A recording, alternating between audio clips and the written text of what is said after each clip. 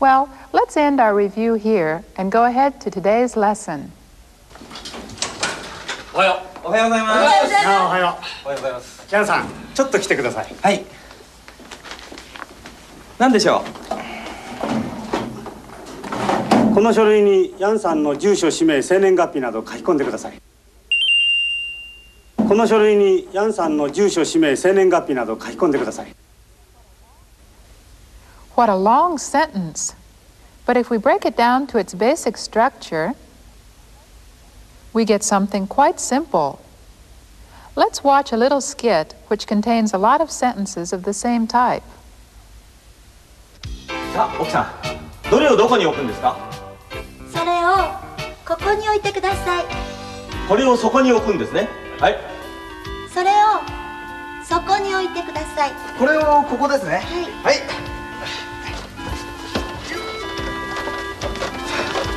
これをあの上に乗せてください。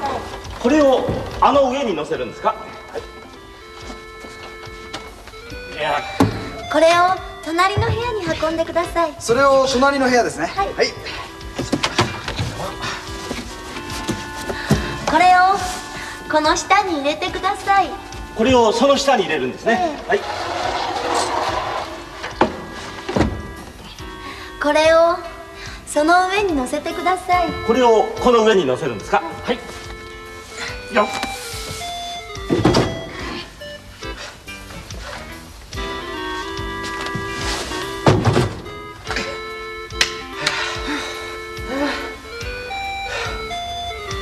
あれをここに置いてください。あれをそこに。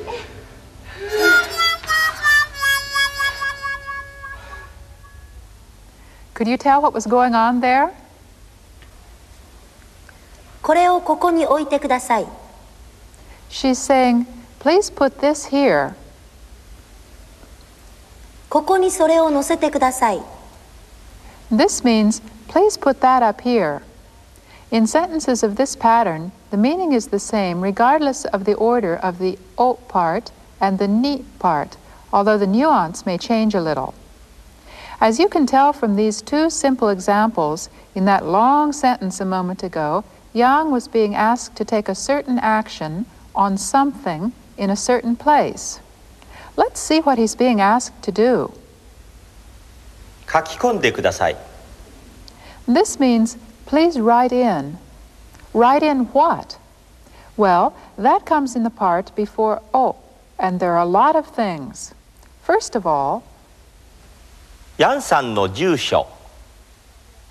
this means your address, although Mr. Kobayashi expressed it as Jan's address. Using the person's name instead of your is very common in Japanese. Next, 氏名。 this means name. Note that in Japanese, the usual word order is not name and address, but jusho, shimei. And finally, 生年月日など。 seinen gappi means date of birth, and nado means and so on. Well then, where is he supposed to write these things in? That information is found before ni. この書類に。 This means on this document. And so that whole long sentence means please write in your address, name, date of birth, and so on this form. Let's see if we can find any more sentences of this type in the skit about Yang.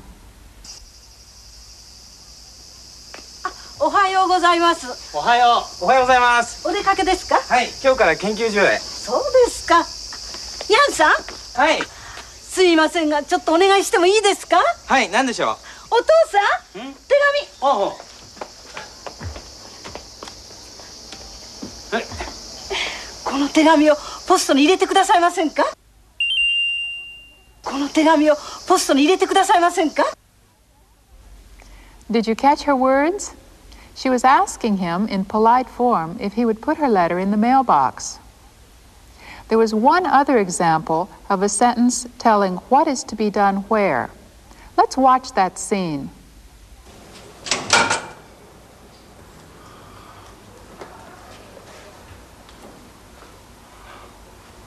いい本がたくさんありますね。どれを借りてもいいですか？ええ、どうぞ。辞書もいいですか？いいえ、辞書を持ち出さないでください。この部屋で見てください。はい、わかりました。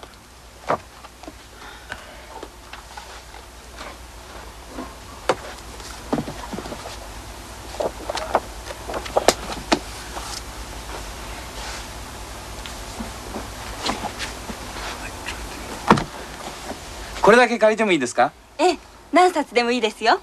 ヤンさん、このノートに本の名前と番号を書いてください。このノートに本の名前と番号を書いてください。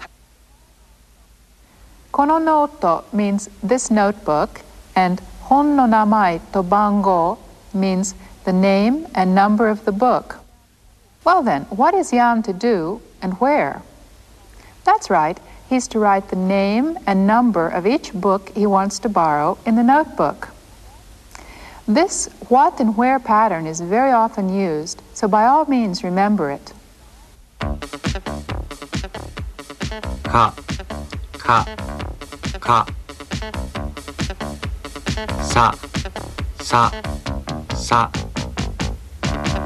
傘。 Well, today let's take up one more new point. おはようございます。おはよう。おはようございます。ヤンさん、ちょっと来てください。はい。何でしょこの書類にヤンさんの住所、氏名、生年月日など書き込んでください。う？はい。小林さん、これ鉛筆で書いてもいいですか？いいえ、ペンで書いてください。小林さん、これ鉛筆で書いてもいいですか？いいえ、ペンで書いてください。Could you tell what the two of them were talking about? The first sentence ends with 書いてもいいですか?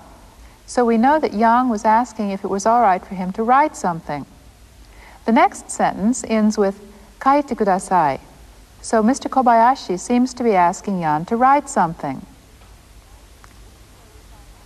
This is where we find our last important point for today. Listen. 鉛筆で、ペンで。 We've met the words 鉛筆 and pen before, and you know that 鉛筆 means pencil and pen means pen. Then what meaning does で have? Kaiho-san, Mine-san, and Sugihara-san are doing some writing over there, so let's go see what they're up to. ミネさん、ボールペンで書いてもいいですか？いいえ、これで書いてください。 Here, で was used when they were talking about what writing instrument to use, a ballpoint pen or a crayon. ミネさん、ボールペンで書いてもいいですか？いいえ、これで書いてください。はい。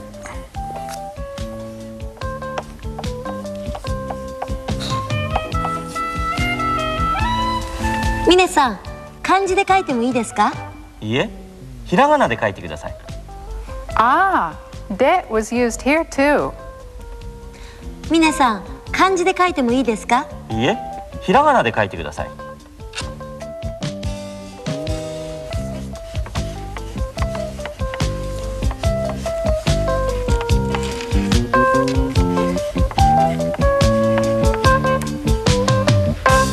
This time, they were using で to talk about what letters to use, Chinese characters or hiragana. In other words, で points out what is used. Since the topic of hiragana has just come up, let's stop here and learn 5 new hiragana letters.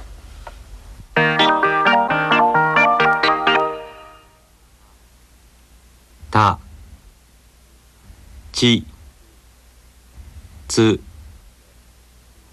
て、と、た、た、